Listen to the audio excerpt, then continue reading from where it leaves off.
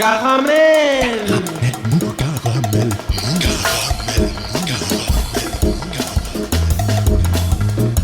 Caramel.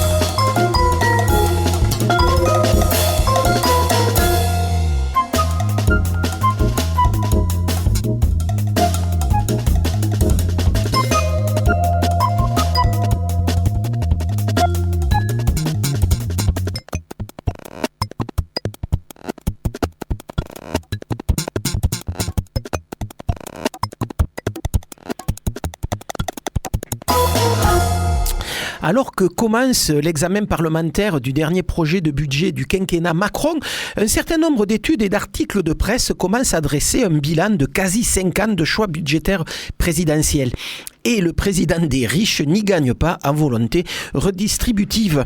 Certes, le quinquennat a rendu 52 milliards d'euros aux Français, scande comme un mantra Pierre-Alexandre Anglade, porte-parole de La République En Marche, mais à qui ? La première mesure fiscale de Jupiter, souvenez-vous, juste après son élection, la transformation de l'impôt de solidarité sur la fortune, le fameux ISF, en simple impôt sur les biens immobiliers. La deuxième réforme, la création d'un prélèvement forfaitaire unique de 30%. Simple impôt sur les biens immobiliers et sur les revenus du capital, les sortant ainsi de l'imposition sur les revenus, alors qu'en même temps était annoncée une hausse de la CSG, tollée chez les retraités. Quant à la suppression de la taxe d'habitation pour 70% de la population, promesse de campagne, elle sera finalement étalée sur 3 ans parce qu'elle coûte trop cher et n'est pas toujours achevée.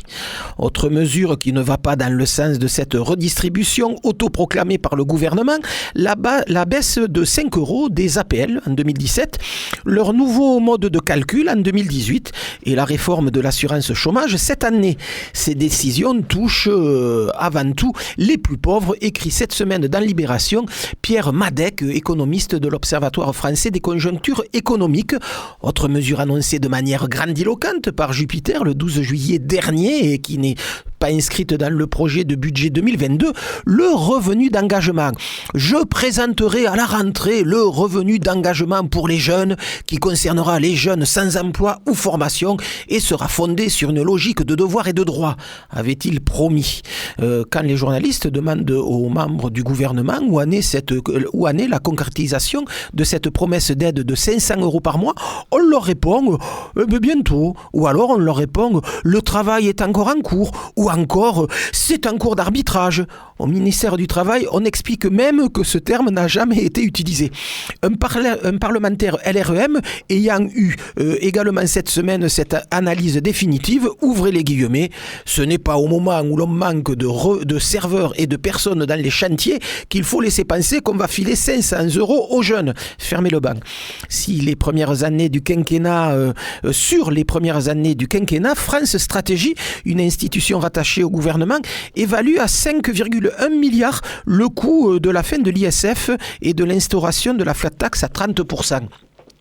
De son côté, dans son rapport 2021, la Fondation Abbé Pierre évalue, elle, à 10 milliards d'économies pour le budget de l'État, la baisse des APL et autres coupes budgétaires, fin de l'indexation automatique du SMIC et des retraites sur le pourcentage de l'inflation, réduction du loyer de solidarité ou justement réforme dans le calcul des APL. Autre économie pour le budget de l'État, 2,3 milliards d'euros au titre de la réforme du chômage. D'un côté, on permet aux plus riches de payer moins d'impôts, par peur, paraît-il, d'exil fiscal, en espérant un ruissellement du haut vers le bas qui n'est jamais venu. De l'autre, on assiste à une augmentation de la pression sur les revenus des plus pauvres. Certes, le Covid-19, les confinements et le quoi qu'il en coûte a un peu rebattu les cartes. Néanmoins, dans un rapport publié mercredi dernier par l'OFCE, on remarque que selon les calculs de l'OFCE, plus des 2 tiers des ménages appartenant aux 10% les plus modestes affiche une perte de revenus. À l'inverse, entre 2018 et 2020, un quart des 17 milliards d'euros de gains de pouvoir d'achat ont profité à 5% des ménages les plus aisés. Dieu soit loué. Le renouvellement du yacht est assuré pour l'année prochaine. Salut les filles, c'est Joe Kangourou pour un nouvel épisode de Caramel Mou saison 33, réalisé par Paul Benaïm. Ce soir, on parle du prochain festival Jazz en Comminges qui aura lieu le 28 octobre et qui se terminera le 1er novembre. On en parle avec Pierre Jam, son directeur artistique, qui sera au téléphone dans 5 minutes. On parle d'Am Slam, le nouveau répertoire et le nouveau projet chanson de François Dorembus, projet qu'il a monté avec la harpiste Rebecca Ferron. Salah Amokrane, de son côté, sera là pour sa première chronique de la saison.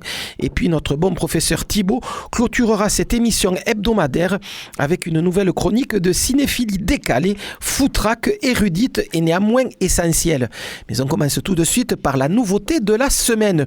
Vu en juin dernier, le temps d'un concert de raccro organisé à la dernière minute dans un théâtre de poche tenu par un couple passionné d'art dramatique, au point d'avoir installé cette salle dans leur propre maison, à 2 encablures du cimetière de Terre-Cabade, Nicolas Pogam est un personnage plutôt singulier. Naviguant entre amour des musiques brésiliennes et variété pop-rock à la française, il concocte de petites ritournelles guillerettes racontant les travers de l'époque et les horreurs du monde, avec un air de ne pas y toucher mêlé à une touche de dérision. La sortie de son prochain album, le 5e, Padre Padrone, prévu pour le 19 novembre prochain. Cette sortie est suffisamment attendue pour qu'on soit complètement soulagé par la sortie d'un premier single de cet album, L'Homme Heureux, sorti dans la semaine. Morceau, L'Homme Heureux, chanté avec JP Nataf, l'ex des Innocents Nicolas Pogam. C'est Caramel Mou et c'est amour.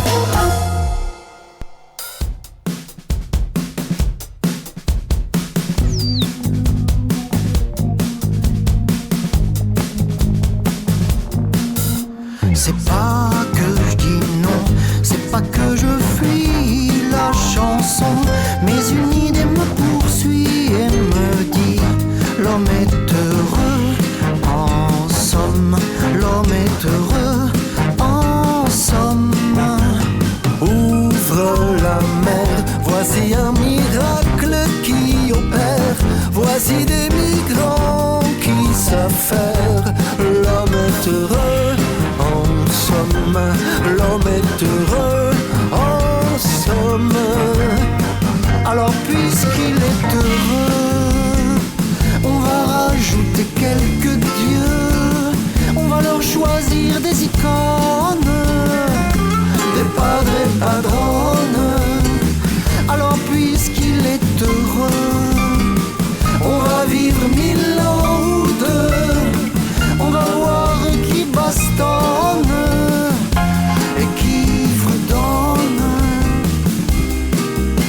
Au camping des frontières, ou marchant sur l'eau comme Jésus en l'air, du Soudan des voyageurs impénitents. L'homme est heureux, il cogne. L'homme est heureux, il cogne. Éveillé, transit de froid, le bois humide qui ne réchauffe pas, la richesse du pauvre, son combat. L'homme est heureux, en somme, l'homme est heureux, en somme.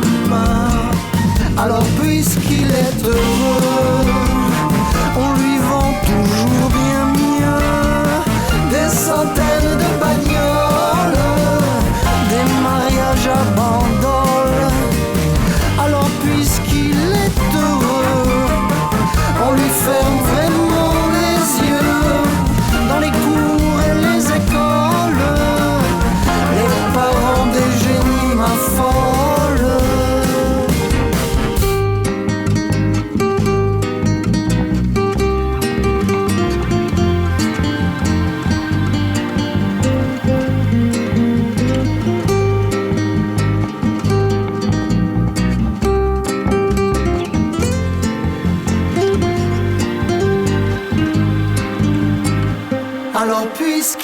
est heureux. On va rajouter quelques dieux, on va leur choisir des icônes, des padres et padrones. Alors puisqu'il est heureux, on va vivre 1000 ans ou deux. On va voir qui bastonne et qui fredonne.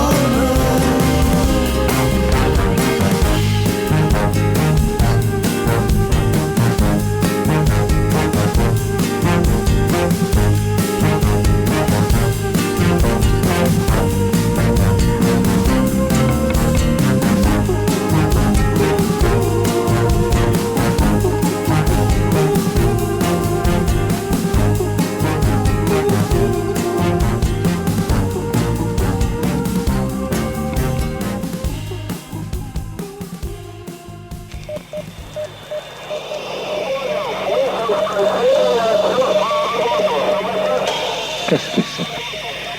Caramel mou. Et ça, qu'est-ce que c'est? Cette voix dont l'accent triomphant perce à travers le grésillement de la radio. C'est Joe Congo ou pardon?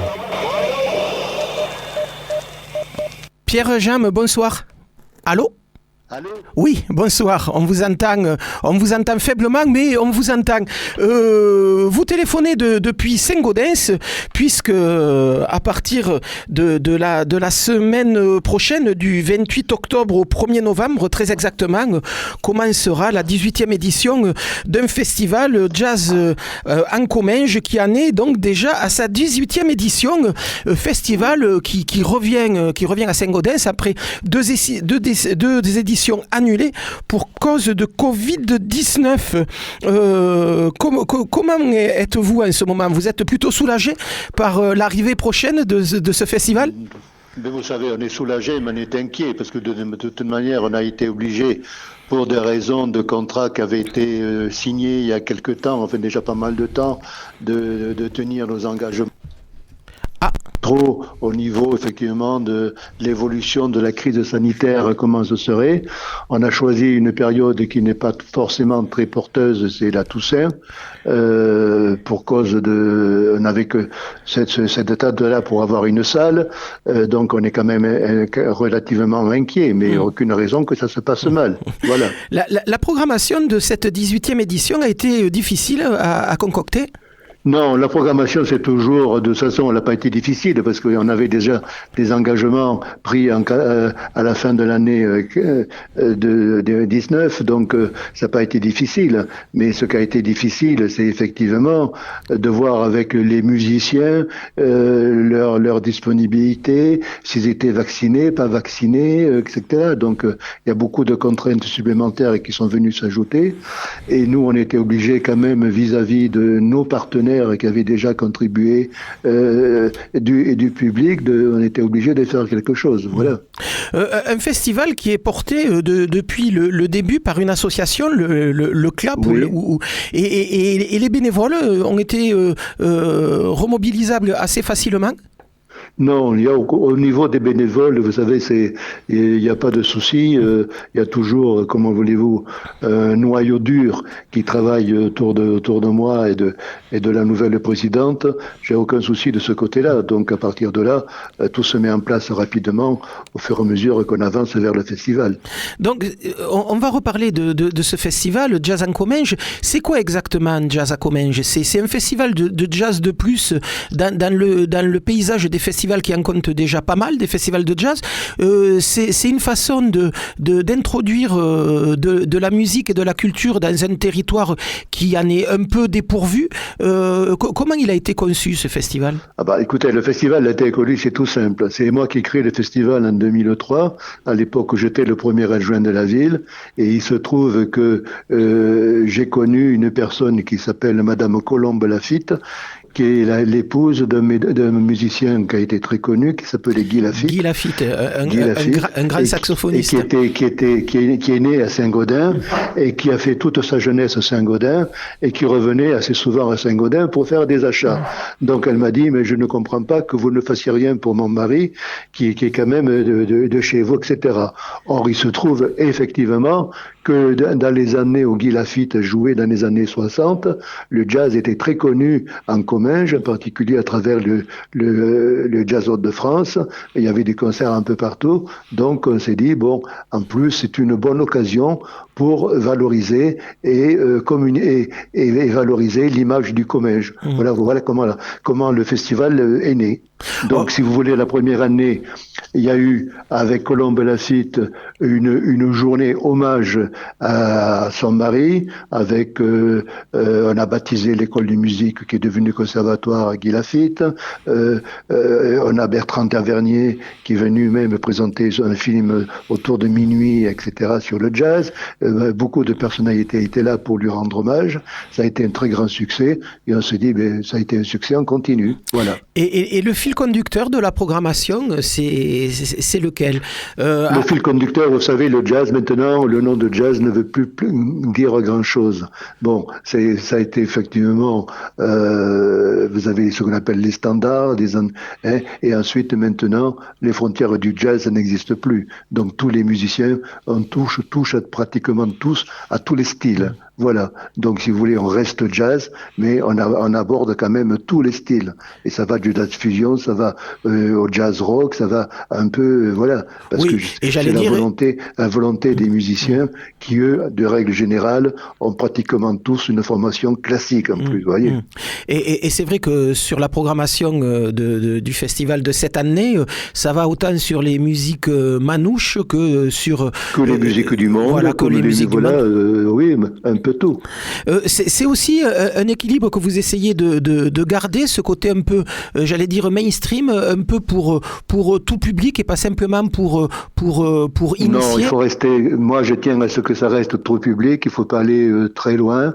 Sinon, on aurait une caractéristique unique. Et moi, je n'y tiens pas. Donc, je veux que le public. Vous savez, on a 2 concerts par soir, nous. Donc, il faut que c'est difficile que le même public aime les 2 concerts. Donc, il faut essayer de trouver un bon équilibre. Au niveau de la place de ce festival dans la région, est-ce que c'est un moment phare? Est-ce que il a été... J'entends plusieurs paroles entre là, je comprends plus. Ah, vous m'entendez là? Vous m'entendez?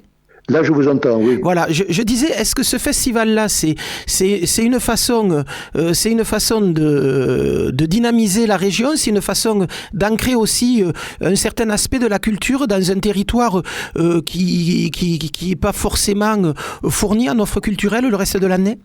Ben, vous savez, l'offre culturelle est liée, mais il faut toujours essayer de l'améliorer. Nous, ce que nous voulons faire, c'est apporter la musique à toutes les classes sociales, à toutes les bourses, à tous les âges. Nous faisons en cours d'année faut savoir que dans l'année, nous faisons des concerts dans les EHPAD, nous faisons des concerts à l'hôpital des enfants malades, nous faisons, vous voyez, on amène le concert à tout. Donc, effectivement, à travers la communication que nous faisons, automatiquement, nous amenons aussi l'image du Comminges, nous valorisons en même temps le patrimoine, parce qu'on essaie aussi de travailler dans les églises ou dans des lieux mythiques. Voilà. Un festival qui se décompose en 2 parties, il y a le in, il y a le off. Oui. Le off où la place est laissée à des formations locales et régionales. Régional pour l'instant, on fait un effort pour que les formations régionales, et qui sont très très très nombreuses, vous le savez, puissent trouver une place. Donc, avant d'aller chercher des musiciens qui viennent d'Alsace ou de Paris, on se dit mais quand même donnons la priorité, étant donné, mais parce qu'on a quand même un problème d'espace, enfin il faut gérer le temps. Donc on peut pas prendre 40 musiciens 40 groupes par jour. Voilà, donc on a fait ce choix. Ce qui débouche quand même sur des propositions de 3 à 4 concerts par soir sur la ville de Ségondès, une logistique pas trop compliquée à assurer? Mais la logistique, vous savez, maintenant, elle commence à être, on arrive maintenant quand même à être rodée. Donc, la logistique, bien sûr qu'elle n'est pas facile parce qu'on n'a pas de salle à nous. Donc, il faut s'adapter toujours aux moyens, aux salles qu'on nous donne, trouver les moyens d'y mettre tout le matériel, tout le backline qu'il faut, faire en sorte que l'acoustique soit bonne. Donc, c'est sûr. Bon, mais c'est à la limite, je vais vous dire, à la limite, c'est un plaisir quand on sait qu'au bout, il y aura peut-être une réussite, voilà. Deux questions avant de finir cet entretien. Il y a la présence de Jean-Luc Ponty qui jouera avec un trio assez étonnant et rarement vu, oui. Avec Birli Lagren, le guitariste, et Kyle Itzwood, le contrebassiste. Comment on arrive à faire revenir Jean-Luc Ponty à Saint-Gaudens ? Vous savez, Jean-Luc Ponty, d'abord, il est déjà venu à Saint-Gaudens, parce que c'est quand même, moi je tenais à ce que Jean-Luc Ponty soit à Saint-Gaudens pour la bonne raison que la ville de Saint-Gaudens est jumelée avec la ville d'Avranches, où il est né, où il a passé sa jeunesse. Donc c'est déjà un point. Ensuite, Jean-Luc Ponty, c'est un des musiciens violonistes de la nouvelle génération que j'aurais aimé voir jouer avec Didier Locoud, mais j'ai pas pu y arriver parce que Didier Locoud, malheureusement, est décédé avant. Donc oui, non, ça s'est très bien passé, pour la bonne raison que c'est quelqu'un qui fait preuve d'un très grand humanisme et qui est très abordable. Et je n'ai eu aucun souci pour le faire revenir. Il a toujours répondu avec un grand plaisir. Bon, il commence à être âgé, c'est sûr, donc il faut prendre des dispositions pour. C'est pour ça qu'on a accepté qu'il joue en première partie alors qu'on voulait le faire jouer en deuxième partie. Bon, mais c'est un plaisir pour nous de l'avoir, voilà. Et même question pour Kyle Itzwood, pas trop difficile de faire venir un musicien américain à ce moment ? À ce moment, non, parce que vous savez, justement, il a fallu dans la programmation, à cause du Covid, il a fallu prendre des musiciens dont on était sûr qu'ils sont en France. Donc, Kyle Itzwood, il partage son temps entre les USA et la France. Eh bien, c'est la période où il était en France, donc il a accepté effectivement de venir. Kyle Itzwood qui sera le vendredi 29 et le samedi 30, le vendredi 29 avec Jean-Luc Ponty et le samedi 30 avec son projet actuel qui s'appelle Cinématique et qui est une réinterprétation, une redécouverte de thèmes, de musique de film, voilà, pas uniquement film. De son père, hein, voilà. Donc je tiens à le dire, parce que c'est très ouvert. Hein.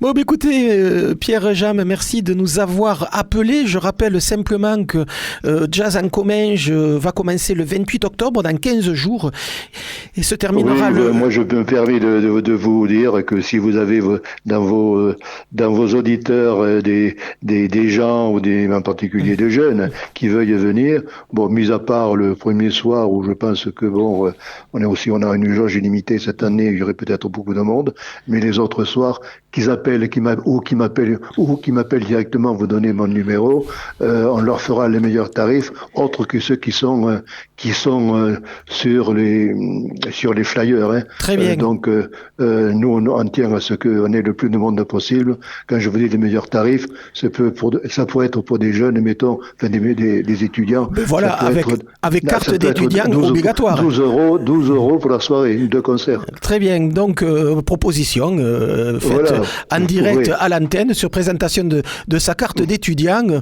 Les concerts sont à 12 euros à Saint-Gaudens. Ils auront les 3 derniers soirs à 12 euros la soirée. Voilà, et dans ces 3 derniers soirs, merci beaucoup en tout cas Pierre Jam de cette proposition et de nous avoir téléphoné. On mettra votre numéro de téléphone sur le site et sur la page de Caramel Mou dès la fin de cette émission en relayant cette proposition. Et par exemple, dans les concerts que donc les étudiants toulousains pourront avoir à 12 euros à Saint-Gaudens du 28 au 1er novembre, on pourra écouter Anne Passeo, la batteuse qui maintenant se met également à chanter.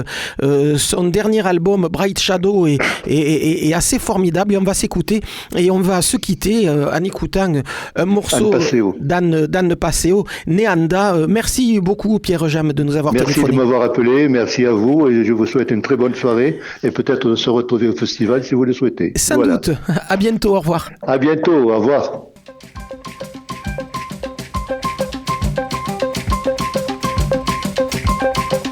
Someone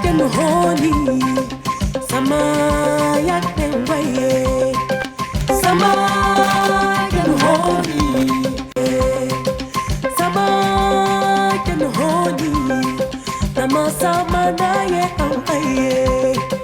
Sama ya no honi. Sama na maya mane aye.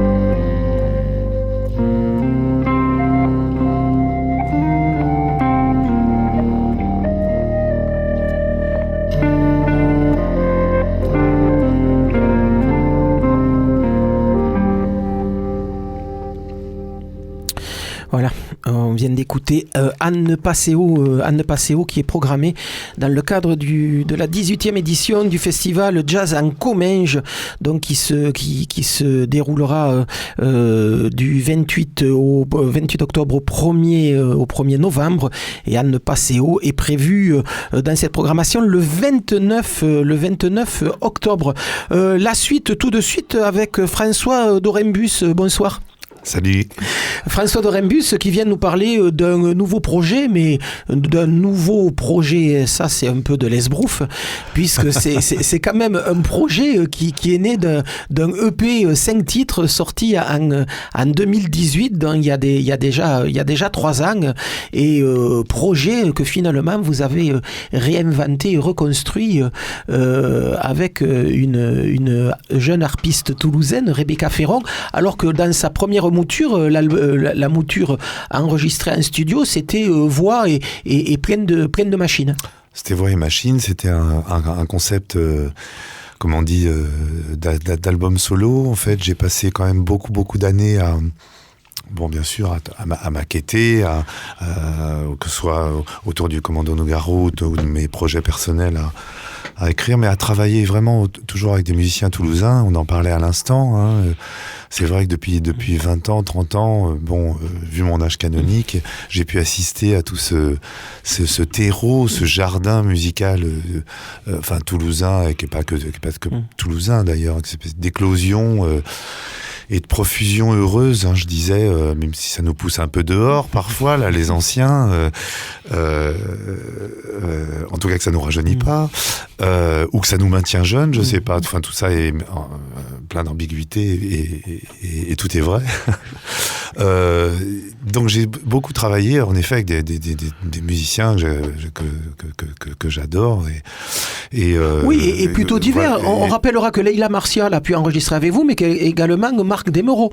Oui, parce que alors ça j'ai toujours, je pense au moins avoir du nez, cette qualité, peut-être au moins de savoir vraiment m'entourer, voilà. Et il paraît que c'est important pour faire avancer des projets, avoir une carrière sur laquelle j'ai jamais non plus fait de projection, mais j'ai toujours eu cette attirance. Je vais pas j'ai plein d'anecdotes là-dessus. Quand je suis arrivé à Toulouse en 83, les premiers musiciens avec qui j'ai joué, c'était André Sutte, Victor Ibanez, enfin des musiciens de jazz un peu le high level de la scène toulousaine, mais tout ça pour faire de la chanson. Et qui à l'époque jouait par ailleurs dans un groupe de jazz fusion qui s'appelait Kitty Clack. Voilà, Kitty Clack, qui accompagnait Madère aussi plein de gens de vedettes. Pour Victor, enfin bon voilà, et Régine Manot, etc. Donc vraiment, j'ai une espèce d'album photo magnifique. Donc je n'ai jamais cessé de travailler avec des musiciens qui me tiraient par la ceinture du pantalon, par les bretelles, là vers le haut, quoi. Et voilà, avec un grand plaisir. Alors donc il y a 3 ans, hein, si on peut dire 3 ans, parce que ça je vais revenir. Mais ça fait 3 ans. Espèce de parenthèse. Entre-temps, il y a eu le Covid. On a été un peu sous sédatif au niveau du spectacle vivant, donc du coup, il y a eu un petit coma, tu vois. Donc, en fait, peut-être on s'est réveillé là au mois de mai. Et tiens, qu'est-ce qui s'est passé ? Je comprends pas. On est en 2021. Non, mais attends, mais c'est n'importe quoi. Il s'est passé où 2020 ? Pourtant, on a vécu des choses hein, quand même. On a fait du jardin, on s'est aimé, on s'est disputé, on s'est téléphoné, on a fait beaucoup de visio. Mais ça, putain de nom de Dieu, ça a quand même. Ça a quand même bien plombé l'histoire. Oui. Mais on s'en rend compte maintenant parce que la saveur de jouer, de retrouver le public, d'entendre, tu vois, un programmateur parler de son festival, toutes ces choses un peu, je vais dire presque, banalisées pour moi, vieux dinosaures là, tout d'un coup reprennent la saveur la gourmandise d'un débutant. Mais oui, donc pour revenir à ce projet, titre, je me suis éclaté avec mon petit Ableton de mon logiciel là, à faire un album solo où personne ne t'emmerde, personne ne discute, il y a que des conflits avec moi-même, et puis le temps qui est vraiment un facteur. Le temps en musique, c'est incroyable, quoi. On n'en prend jamais assez, ou quand on en prend trop, ça peut devenir chiant aussi. Donc là, c'est vraiment le temps. Tu reviens, tu refais, tu remanies tes trucs, tu remalaxes. C'est pareil un peu. Ça prend ce temps pour le texte. Hein. Souvent, je pense que tous les gens qui écrivent en plus des chansons ou qui écrivent tout court, savent qu'on revient sur les brouillons, tout ça. Bon, là, c'était un petit peu pareil avec la musique. J'avais pas de pression. Le confinement est arrivé là-dessus. À l'aube où j'ai commencé à penser comment faire ce projet en live, ou peut-être pas du tout, hein, puisque y a plein de métiers dans nos métiers, il y a le studio, il y a des choses peut-être qui sont pas transposables non plus. Moi j'ai fait de la musique pour des documentaires, pour théâtre. Pour du théâtre. Je travaille aussi avec le cirque, tout ça. Donc je me sentais pas nécessairement une injonction et puis voilà, et puis la musique c'est des rencontres humaines, c'est la vie quoi, tout court. Et j'ai toujours essayé. Je prétends pas à une originalité absolument démente. Il y a des tas de gens qui font des choses tellement passionnantes, tellement intéressantes. Mais voilà, j'ai toujours essayé quand même de cultiver une singularité. C'est aussi ce que j'essaye de partager avec mes élèves dans les écoles où j'enseigne et aux jeunes artistes. de cultiver leur singularité, ce qu'on enseigne d'ailleurs à Musical ou à l'école du cirque, au Lido, où je professe aussi. Et donc, je parlais de singularité, oui. L'envie aussi de redonner une forme nouvelle à ces morceaux qui étaient voilà, essentiellement produits avec des machines. J'avais perdu le fil. Alors, les machines me donnaient pas la bonne piste, mais un trio ou quartet, basse, batterie, ou alors être avec un ordinateur sur scène, non, mais je pense qu'il y a des formes sympas, mais moi je suis trop de l'ancien mode. Je suis quand même né avec Ferré et la machine à écrire et Brassens et la machine et le petit truc à lampe de mes parents là. Voilà, donc j'essaie de faire une bonne synthèse de tout ça, mais il y a des scories du passé et donc non. Et je voulais du live, voilà vraiment, et j'avais tout fait en machine. Donc qu'est-ce que je pouvais trouver autre qu'aller dans une direction où j'avais jamais été. Et là c'est la rencontre avec Rebecca Ferron, qui joue de la harpe électro quand même, donc qui envoie des boucles, J'avais pas envie d'un beatmaker, quelqu'un qui fasse du beatbox chose que j'adore, et ça m'est arrivé de travailler avec eux d'ailleurs. Mais j'avais pas envie de machine sur scène, voilà. On se souvient aussi de Wab, avec qui vous avez pu partager des expériences. Ouais, ou Carole Jordi, qui venait plutôt du cirque, mais voilà. Donc nouvelle expérience. Voilà, qui a l'air d'être partagée. Rebecca Ferron, qui aurait pu être notre invitée également ce soir, mais qui est prise dans la capitale. Deux mots sur cet artiste qu'on a pu voir jouer finalement assez souvent ces derniers temps, notamment avec la chanteuse Frédérica, mais pas que. Deux mots sur cette jeune harpiste. Alors, que dire de Rebecca qui allie le talent, l'intériorité, la rigueur et le charme et la créativité. Voilà, ça y est, j'ai résumé. Non, mais c'est des belles rencontres. J'hésitais justement quand j'ai été la voir. En fait, on était sur le Festival d'Avignon où elle faisait de la musique pour une compagnie de théâtre. Je lui ai dit, écoute, je sais que tu fais beaucoup de choses. Est-ce que ça te branche de faire un truc avec un jeune vieux machin comme moi? Je t'envoie mes épreuves. J'aime pas trop le terme, mes docs solo justement. Enfin, un slam tel qu'il était, qui est vraiment un truc dont je suis très très fier d'ailleurs aussi. Et donc, j'ai fait avec beaucoup de liberté. Et ça lui a plu. Elle aime bien cet univers. Et donc voilà, les choses se font comme ça. Et ensuite, on apprend, on se met en résidence, on se met en mode de travail ensemble, et là on voit tout de suite si ça colle ou si ça colle pas, si ça match, comme on dit. Et voilà, donc c'est à la fois une rencontre humaine, profondément, et puis une rencontre musicale aussi. Âme Slam, ça parle de quoi? Donc ce EP qui était sorti il y a donc 3-4 ans, Âme Slam, c'est quoi? Qu'est-ce que vous vouliez exprimer dans cet univers-là? On parle beaucoup du monde tel que vous le voyez. Effectivement, il y a des choses sur le futur que vous dites qui sont pas forcément les plus heureux. C'était quoi? C'était une photo à un moment précis du monde comme vous le voyez?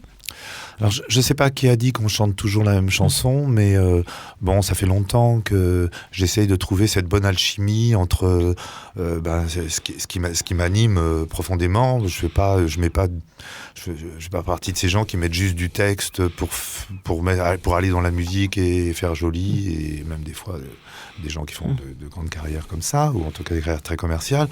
Donc pour moi, j'ai vraiment une quête de sens, mais j'étais aussi, je pense, souvent, comme beaucoup de jeunes chanteurs maintenant, que je peux croiser, qui font aussi parfois cette erreur d'être un peu souvent dans la chanson, en tout cas dans une sorte de chanteur à thèse un peu, voilà.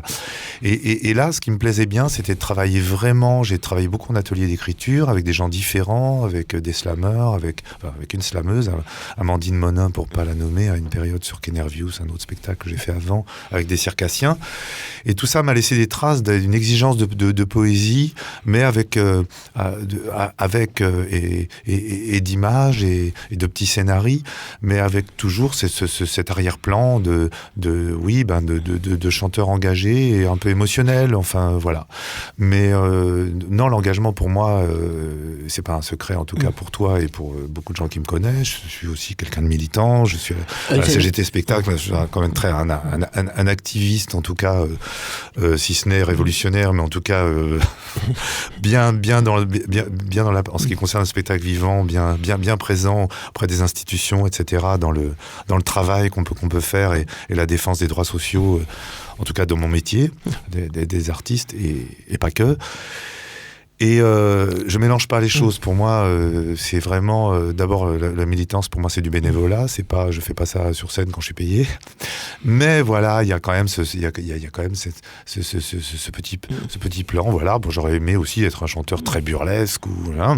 Mais bon, j'essaye avec humour et poésie. Ce qui n'est pas forcément le cas pour vous. Le burlesque n'existe pas forcément dans vos textes. Par contre, ce qui est un peu étonnant avec ce EP, je n'ai pas encore vu le spectacle, c'est que vous chantez peut-être un peu moins que d'ordinaire et vous slamez nettement plus que ce qu'on avait pu connaître de François Dorembus sur scène. Ouais. Alors là, il y a beaucoup à dire. Je vais essayer d'être à peu près concis.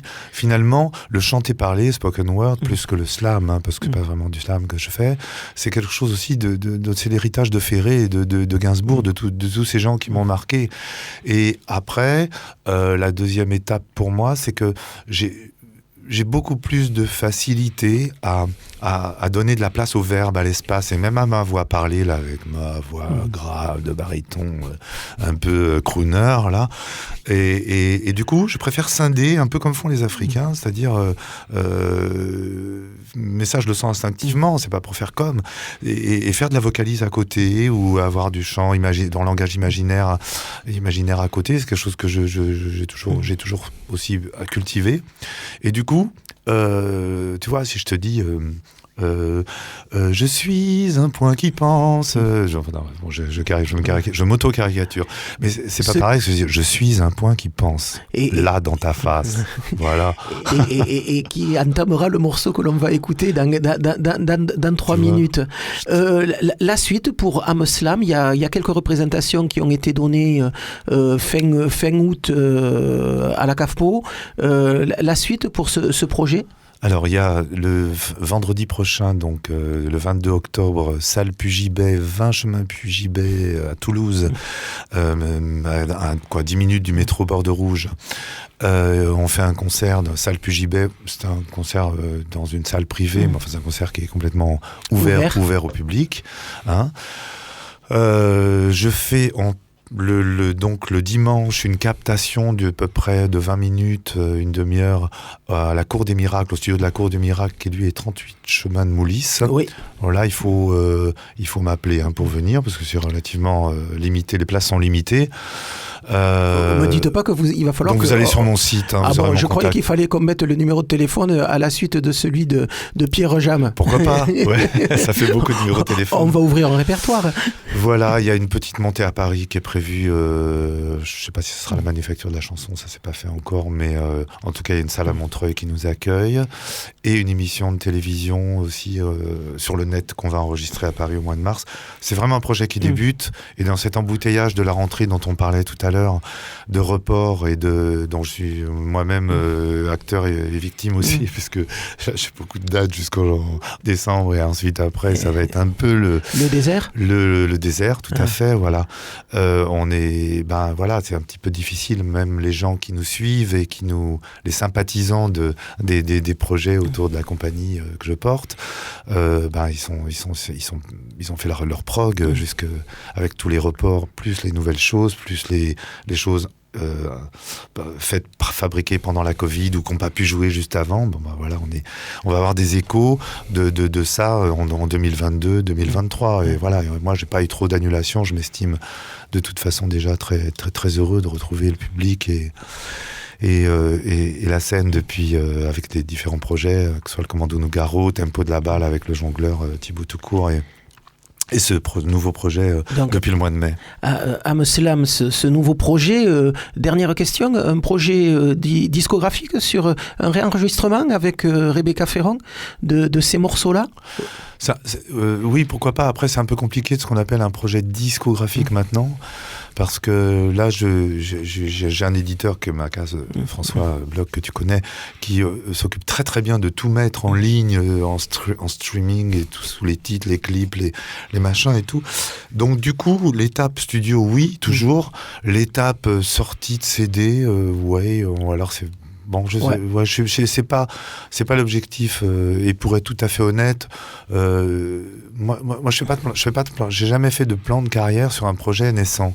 Est-ce que déjà le public va c'est là où je suis un très mauvais producteur. C'est-à-dire que bon, c'est bien. Il faudrait que je prévoie déjà une autoroute de. Bon, ça dépend pas que de moi. De dates, de rendez-vous, de machin, de promos, de trucs. Non, bon, à la Cave-Po, là, c'est très bien passé. On a eu du monde de bouche à oreille. Et puis, moi, j'ai un peu comme ce que disait notre ami là de Jam.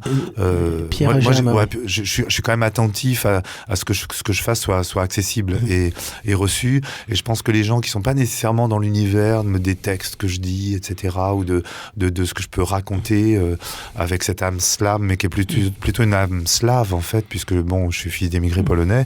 Mes parents sont pas nés en France, et j'ai vraiment cette empreinte un peu mélancolique aussi dans les musiques assez mineures, on va dire, assez qui va bien avec mes copains flamenquistes, là, fils d'émigrés espagnols, Lopez et autres. C'est cette espèce de lyrisme un peu, voilà. Et comment dire, voilà, je fais attention à comment c'est reçu. Donc on avance doucement et sûrement, j'ai toujours fait comme ça. Et la suite viendra d'elle-même.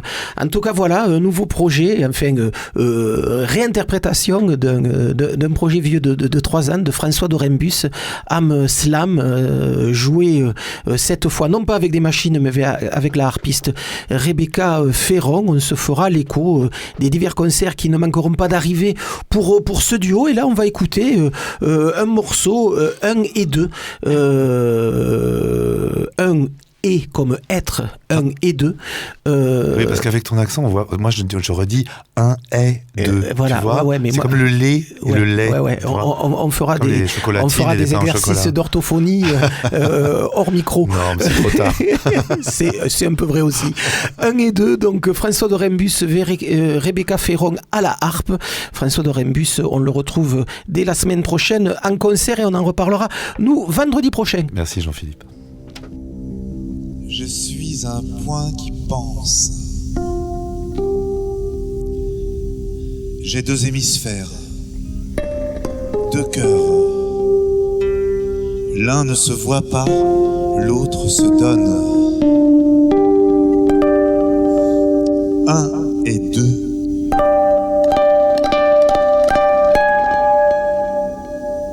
La symétrie nous aime.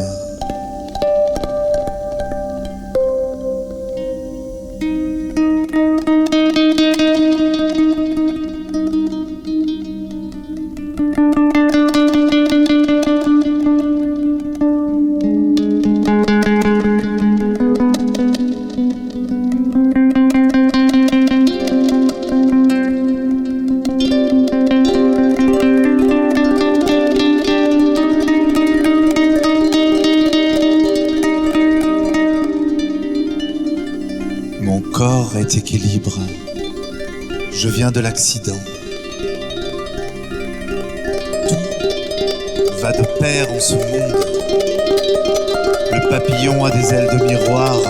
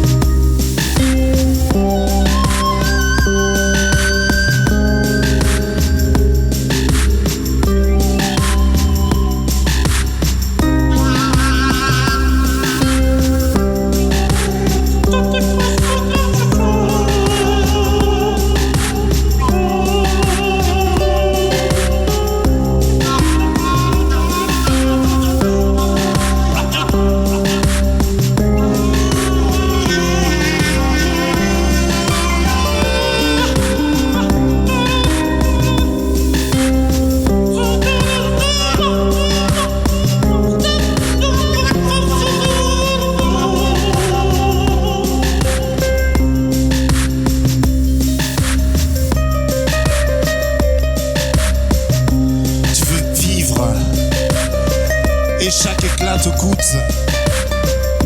Vas-y, cours, cogne le sang, fais du bruit, réveille mes nuits. Écoute le silence des ancêtres et de tous ces corps disparus, si vivants dans le tien. Savoir dire non, désobéir à la chronologie. Construire son propre labyrinthe pour s'en vêtir d'une peau à offrir en partage.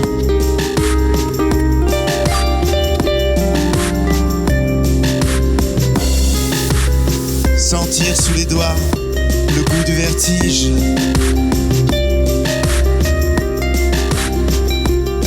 Sauter dans le vide.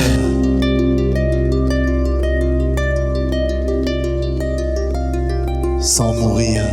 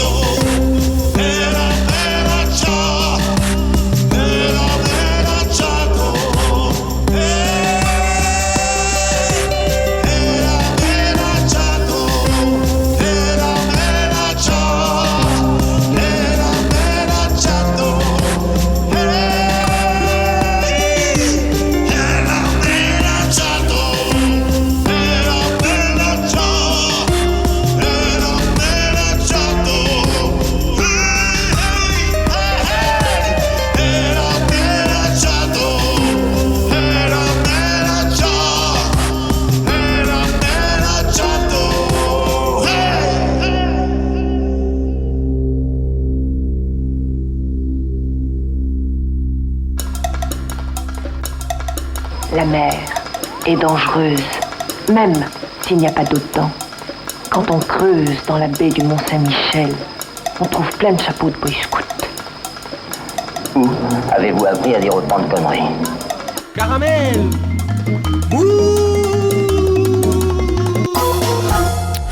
Fred Thibault, joli professeur, bonsoir. Et bonsoir, petite fée de la FM. Comment allez-vous? Oh ben, il va pas mal. Il va pas mal et je suis très content de vous revoir. Ça faisait un petit moment que vous n'étiez pas venu à ce micro, 15 jours facile. Style live, comme dirait le poète anglo-saxon. Ouais, que l'on connaît bien. Tout à fait. Et qui travaillait surtout un Saturday Night Fever. Tout à fait. Voilà, j'arrive à surnager, mettre la tête hors de l'eau, comme on dit. Et est-ce que vous avez eu le temps de nous concocter quand même une petite chronique sortie de derrière les fagots? Alors oui, tout à fait. Et là, on va dire qu'on va revenir à quelque chose de... J'avais fait des films très, on va dire, très rationnels ces derniers temps. Enfin, ah oui, c'est comme ça que vous voyez le rationnel. Oui. Enfin, par rapport à ce que je vais faire ce soir, alors je sais pas trop comment le prendre, à vrai dire. Là, voilà. Donc je vais déjà dire le titre. Voilà, c'est un film qui s'appelle Animales Rationales. Ah oui, donc il y a Rationales dedans, c'est bon. Tout va bien. Voilà, donc qui est un film espagnol qui date de 1983, qui est un film de Eligio Herrero. Et alors, ça a la particularité d'être un film sans aucun dialogue. Alors c'est pour ça que je l'ai regardé, parce que En France, on avait eu le dernier combat. Oui, tout à fait. Mais je crois qu'il y avait une réplique dans le dernier combat. Je crois. Je me souviens. Je suis pas un grand fan de Luc Besson, donc je me souviens plus trop. Mais il me semble qu'il y avait une réplique unique. Là, il y a Nib. Et alors, je vous avoue que, comme je dis toujours, la mâchoire est restée sur le parquet de mon appartement quand j'ai vu cette chose-là, parce que je m'attendais pas du tout, mais alors pas du tout à ça. Alors, je vais vous raconter l'histoire. Peut-être que ça va vous éclairer. Alors donc je parlerai de Eligio Herrero peut-être après le truc. Alors c'est un film qui commence avec des explosions atomiques. Vous voyez, des stock shots, des images comme ça d'explosions atomiques et avec tout, son petit champignon qui va avec. Voilà, tout à fait. Donc évidemment on comprend qu'il y a un problème assez grave quand même qui se passe sur Terre, parce qu'il y a plusieurs explosions atomiques, et on voit que c'est pas les mêmes. Et là, tout à coup, on se retrouve... je pense que c'est les îles Canaries. On se retrouve aux îles Canaries, un petit peu comme ça, là, dans les collines et les montagnes. Et là, on voit 3 personnes couchées par terre. Bon, très bien. Donc, il y a un jeune homme blond en tenue de soirée. Une jeune femme blonde avec une robe de soirée et des talons hauts. C'est pas très important, mais voilà, je le dis quand même. Et un gars avec une grosse moustache et un perfecto et un pantalon rouge et des Santiago, et ils sont les 3 allongés par terre. Voilà. Le jeune homme blond se relève. Et là, démarre une musique orchestrale et il y a une espèce de, comment dirais-je, d'orchestre air de la part du jeune homme. La musique s'arrête, la jeune fille se réveille et notre ami Moustachu se réveille. Et là, il y a une musique hard rock, très très années 80 qui commence et donc il fait de la air guitare. Alors, ce qui semble à peu près tout à fait normal après un holocauste nucléaire. Oui, oui. Et une soirée bien arrosée peut-être. Et alors, on ne sait absolument pas du tout d'où ils viennent, etc., d'où ils sortent et tout. Quelques indices vont nous mettre sur la piste. Donc, effectivement, la jeune fille blonde est bien la sœur du jeune homme blond. Voilà, on sait ça grâce à des photos où il y a marqué Hermano. Donc voilà, c'est pas très c'est pas très difficile, mais enfin voilà. Connaître l'espagnol. Voilà, alors on a notre trio de survivants et ce trio de survivants ne parle plus. Alors on ne sait pas si c'est l'effet des radiations, on ne sait pas ce que c'est. Bref, ils ne parlent plus. Et alors ils sont un peu perdus dans la montagne et donc ils décident de marcher.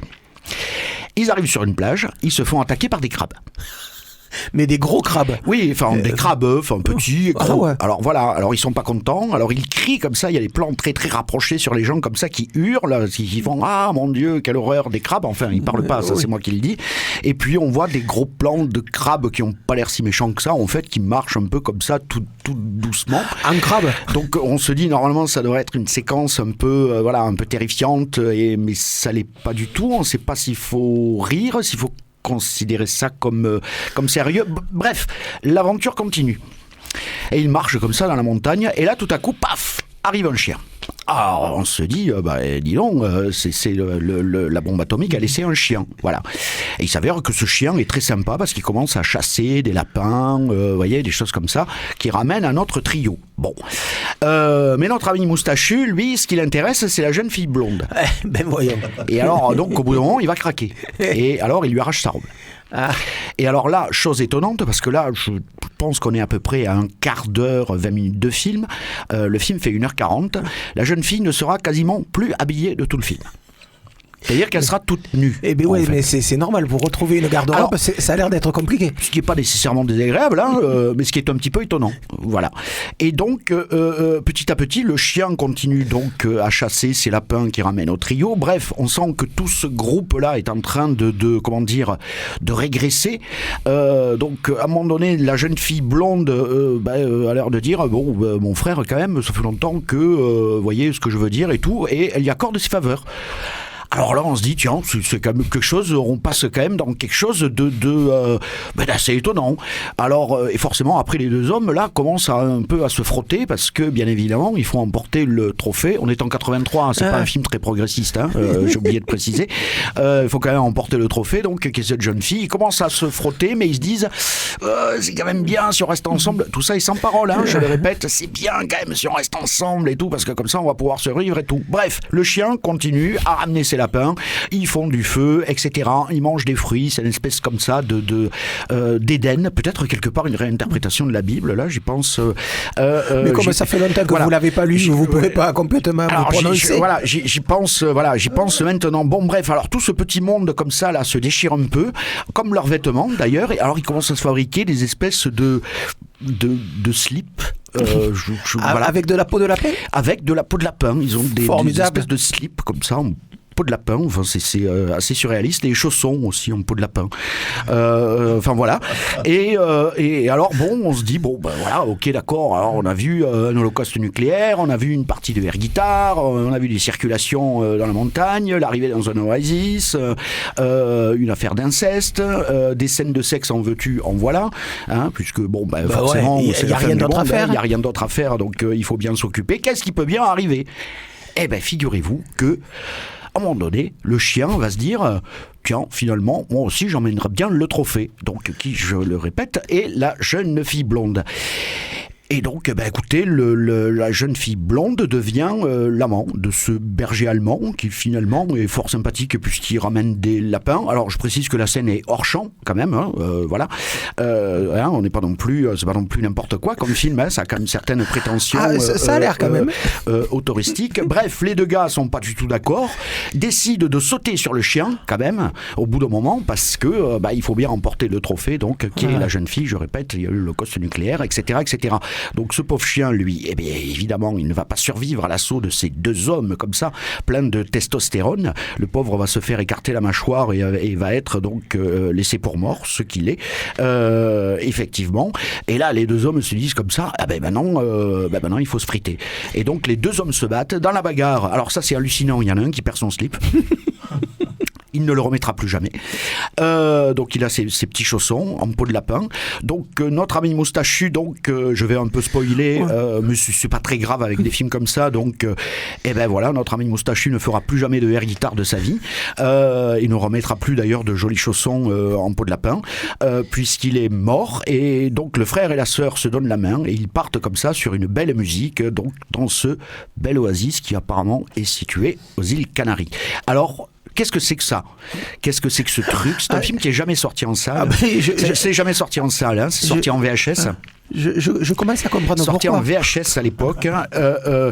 C'est-à-dire que c'est très très curieux parce que si vous voulez, on n'est ni dans le film d'auteur, bien qu'on sent quand même qu'il y ait des velléités autoristiques dans le film.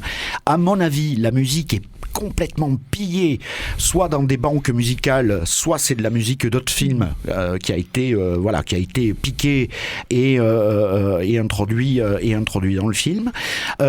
C'est pas non plus un film de genre parce que là on peut pas dire que ce soit une réussite, que ce soit au niveau des séquences d'action ou au niveau des séquences érotiques.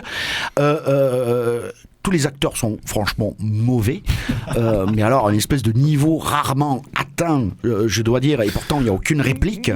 Peut-être que c'est plus dur, effectivement, de jouer sans qu'on ait une réplique à prononcer. Moi, personnellement, je décernerai une palme d'or à ce brave berger allemand, qui finalement est peut-être le personnage le plus sensé de tout ça. Et le meilleur acteur du film. Est-ce que c'est une fable, en fait, sur quelque part la fin de l'humanité, la régression ? Bref, je ne sais absolument pas du tout ce que c'est que ce truc. Je sais absolument pas à quoi en penser ni comment le prendre. En tout cas, ça va sortir en Blu-ray et moi je vous le conseille fortement. Ça va sortir là, à l'instant, là, très très bientôt. C'est un label complètement dingo qui s'appelle Mondo Macabro, avec un gars qui tient ce label en fait et qui exhume ce genre de perles en fait qui viennent de nulle part. On peut même pas appliquer une grille d'analyse dessus. Ça défie complètement l'analyse. On peut même pas appliquer une grille de politique des auteurs puisque ce Eligio Herrero en fait a fait quelques scénarios de comédie et de films érotiques mais sans véritablement percer ni sans que ce soit véritablement connu. Il a réalisé uniquement que 2 films. Il a complètement disparu de la circulation depuis. Donc voilà, je le redis, palme d'or donc à ce chien. Alors qui est crédité au générique, j'aurais dû malheureusement, je me souviens plus de son nom, on va dire, mais Rex, si tu m'entends, je pense très très très fort à toi et j'avoue que j'aurais aimé être là pendant ce tournage qui devait être complètement insensé. Bon, rappelez le nom de ce chef-d'œuvre. Animales Rationales.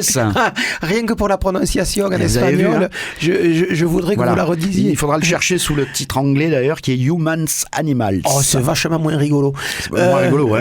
Ouais, complètement. Ben voilà, c'était la dernière retrouvaille de notre bon professeur Thibaut. Merci d'être venu nous la proposer ce soir et à très vite. À très vite. Get your horn, make it funky, groove that city. Bad boys, get your horns, all the people want that noise.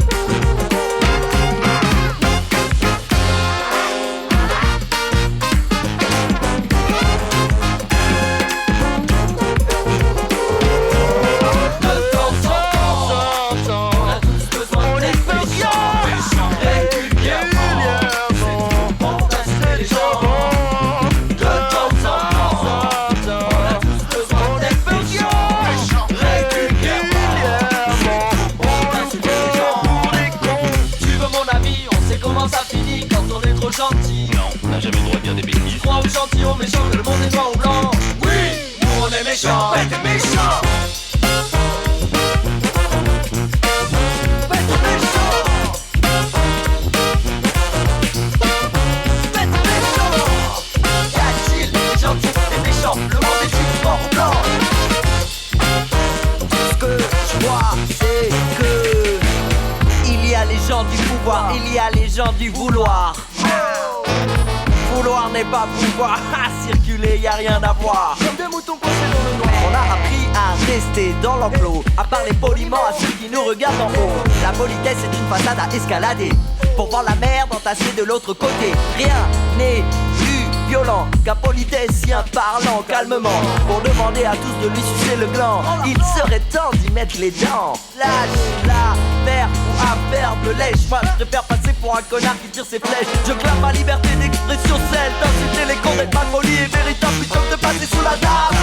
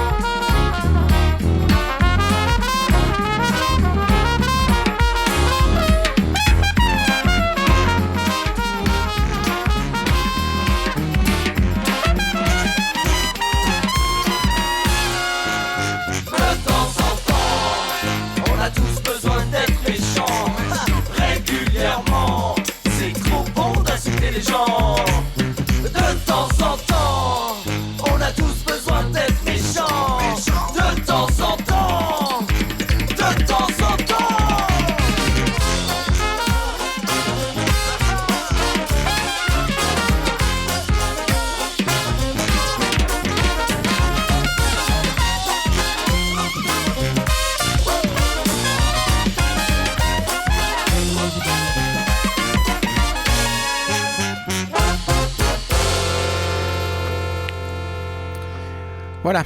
C'était donc les fanflures brass band de temps en temps, extrait d'un album sorti l'année dernière en plein confinement. L'album s'appelait Rumeurs d'or. Je pense qu'ils ont peut-être pas dû jouer très souvent ce répertoire sur scène depuis, mais en tout cas...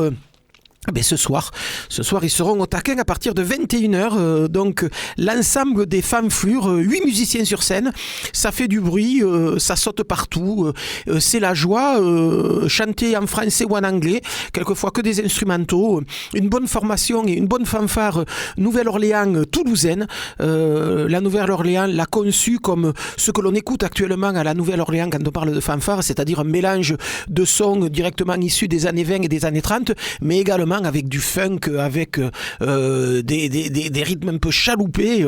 C'est vrai que c'est ce qui se fabrique actuellement à la Nouvelle-Orléans, et les fanflures en rendent compte assez régulièrement et avec beaucoup de talent. Donc ce soir, au taquin à 21h, les fanflures avec le répertoire de ce dernier album, Les Rumeurs d'or. Et puis on va continuer avec les concerts de ce soir. Et des concerts ce soir, il y en a encore plein. Allez, suite et fin pendant tout le week-end de Jazz sur son 31. Je vous donnerai pas les concerts de tout le festival. Ça, vous allez voir sur le site de Jazz sur son 31. Mais ce soir, au Pavillon République, par exemple, il y aura la saxophoniste Mélissa Aldara à 20h30. On pourra également voir The Extendments à l'Aria de Cornebarieux. Ça, c'est plutôt de la musique... du rhythm and blues conçu comme la musique qu'on écoutait dans les années 50 et 60. Il y a un ciné-concert également à la Cinémathèque de Toulouse. Ce soir, les deux musiciens qui joueront, c'est Ferdinand Doumerc, le saxophoniste, et Bastien Andrieux, le joueur de clavier, sur un film d'Oscar Michaud, un réalisateur noir-américain. Le film est un film muet en noir et blanc de 1919, un film dénonçant à travers le mélodrame la ségrégation états-unienne. Donc ça, ce soir à la Cinémathèque, ciné-concert avec Ferdinand Doumerc et Bastien Andrieux.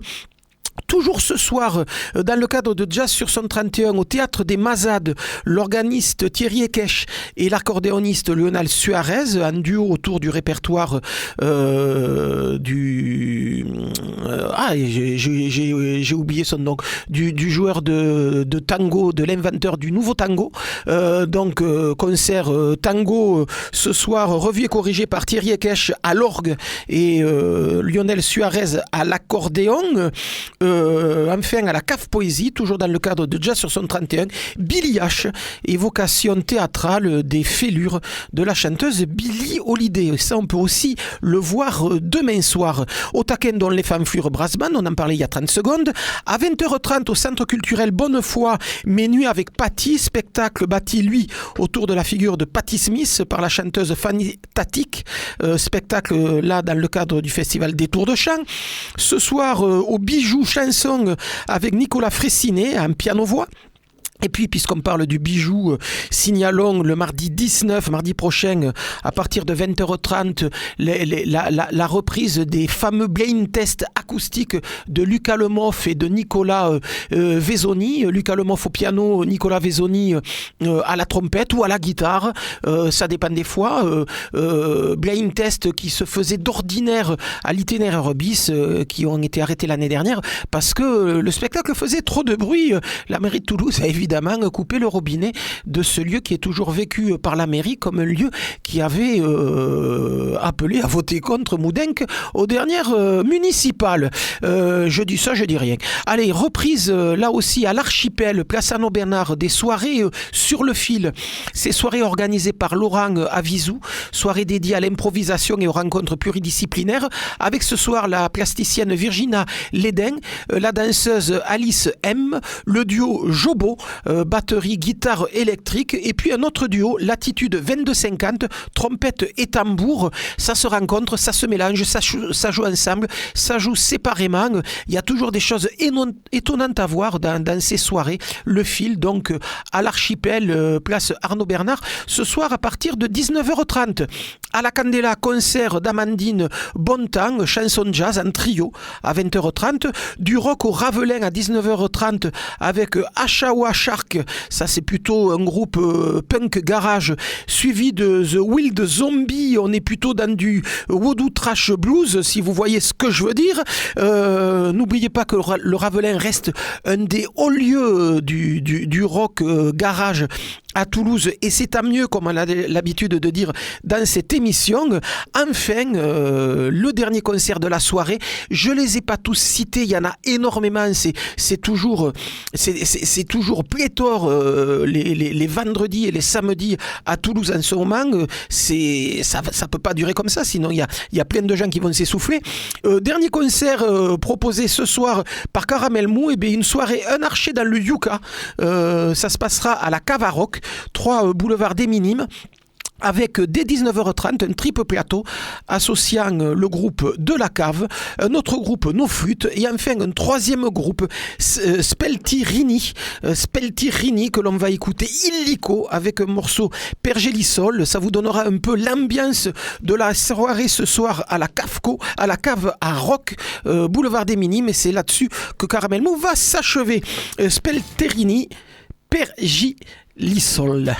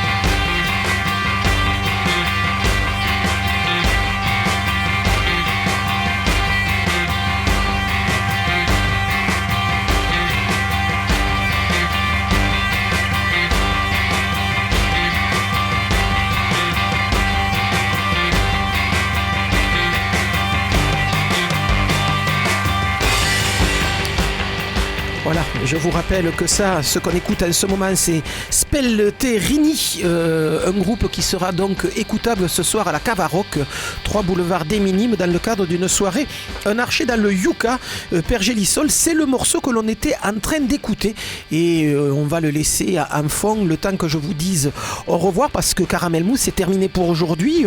Paul Benaïm l'a réalisé. Oui, Paul Benaïm, le même que l'on peut écouter 3 mardis par mois à 21h sur Campus FM avec son émission La Brèche.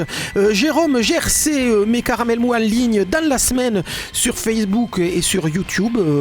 Pour pouvoir réécouter cette émission, si vous en avez envie, vous pianotez Caramel Mou Campus FM sur l'un de ces 2 portails et vous retrouverez l'émission. Pour le reste, on se dit à la semaine prochaine, même heure, même adresse. On parlera la semaine prochaine de lutte ouvrière et de l'usine Job avec François Coulon qui vient de diriger la rédaction de Job 7 deniers de l'usine à l'espace citoyen, un ouvrage collectif évoquant la fin des Jobs et la naissance du centre culturel Espace Job. Également avec nous la semaine prochaine, le Quartetto Tafi à la veille de leurs 3 soirées de concert au Bijou. D'ici là, bise à l'œil et portez-vous bien.